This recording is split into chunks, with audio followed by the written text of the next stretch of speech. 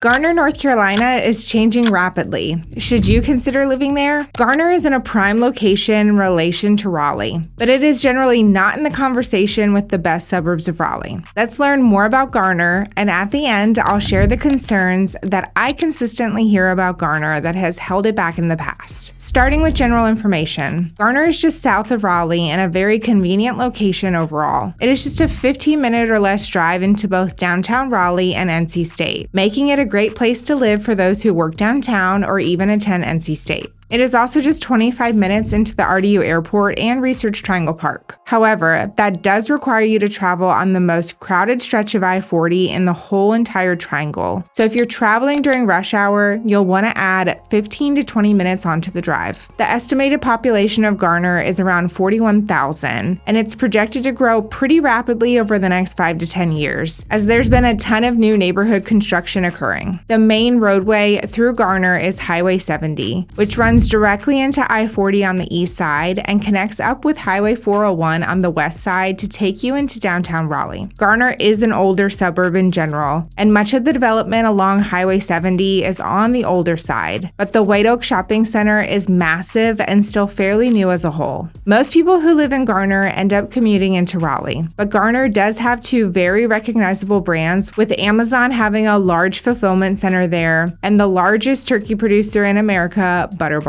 Moving past the basics, let's talk about the various restaurant, bar, and general entertainment options that are offered. Garner has a small, historic downtown that has a variety of locally owned restaurants and bars like Nana's Little Sweets and Full Bloom Coffee Roasters. This area generally has a pretty low-key vibe and is a relaxing place to hang out. Elsewhere in Garner, there are many large shopping centers along Highway 70 that will include your larger chain restaurants and stores, with some locally owned businesses mixed in as well. It also has a massive agri-supply store that is popular. And if you're looking for some great country cooking, check out Angie's Restaurant. This is a local favorite. There are several parks scattered throughout Garner, many of which heavily feature baseball and soccer fields, such as the Garner South and Garner Recreational Parks. There aren't a ton of playgrounds around Garner, but you're so close to Raleigh that many of its parks make excellent alternatives. Garner's best park, though, is Lake Benson, which has miles of wooded trails to hike around a large, beautiful lake, a dog park, open fields, and even a boathouse where you can rent John boats, canoes, and kayaks. Let's now explore where to live in Garner, North Carolina. Much of the Garner area in and around Highway 70 is on the older side as a whole, as Garner was built out years ago and now has limited land left in prime areas to build new. So you'll see many new neighborhoods like Forest Hills and Heather Hills with mature tree coverage and homes that were built 30 to 60 years ago. So they will require quite a bit to repair and upgrade, but many of them do come with decent-sized lots. On the southeastern side of Garner, you'll find much more new construction homes such as Magnolia Park, Lennar at Ridgemore, and Oak Manor. These are beautiful homes, but are generally spaced pretty close together. If you go even further south, there are a number of new construction neighborhoods that have a Garner address, but are very far south from Garner's town limits. These neighborhoods are on the more expensive side for Garner, but they're larger houses on bigger lots. The average home value in Garner as a whole is $425,000, with an average price per square foot of $200. You'll find that many of the older homes are in the $200,000 to $300,000 range, while the new construction homes are closer to the $400,000 to $500,000 range. So in general, Garner is very affordable. Garner's town limits are within Wake County, which is assigned to the Wake County Public School System. Wake County is a really good school system as a whole, but with any school system, there are schools that are better than others. So I would recommend doing more research on specific schools. Outside of Garner's town limits, there are many neighborhoods that have Garner addresses, even though they're pretty far away from Garner itself. Many of these neighborhoods are actually within the Johnston County lines and thus the Johnston County Public School System, which is one of the best school systems in the area. But again, make sure you do your own research on specific schools. Now let's get into some of the reasons why Garner has has yet to really take off. First off, within Garner's town limits, many of the homes are affordable, but they are generally smaller in size and on the older side. These types of homes are in the most convenient parts of Garner to the rest of the triangle, so you aren't able to get the mix of new construction and a prime location. The new construction homes that are available on the southeast side are great for their price, but they're built very close together with generally smaller lots. So for those looking for some land, it'll be harder to find. You'll see much of the growth of Garner in that further south Cleveland area where there are amazing schools and neighborhoods that provide larger homes and lots. There's also not a lot to do in Garner itself beyond the White Oak Shopping Center, so many will find themselves driving into Raleigh for restaurants beyond your typical chains and entertainment in general. And while there are parks scattered around as previously mentioned, Garner doesn't have that many playgrounds and larger parks as a whole in comparison to Raleigh's other similar sized suburbs. Also, there really hasn't been much commercial development over the years, and with Garner being on the older side, many of its shopping centers along Highway 70, the neighborhoods, and more do feel aged. Now that is the complete opposite as you work your way further southeast, as both the neighborhoods and shopping centers are generally newly built. But if you desire that feeling, you'll lose one of Garner's best attributes, and that's its convenient location, as commutes from the Cleveland area are much further than within Garner's town limits due to both an increase in distance and traffic. To learn more on Raleigh suburbs, check out our video that quickly breaks down the different suburbs of Raleigh. And if you are looking into Garner and haven't considered Clayton, take a look at our latest video on Clayton.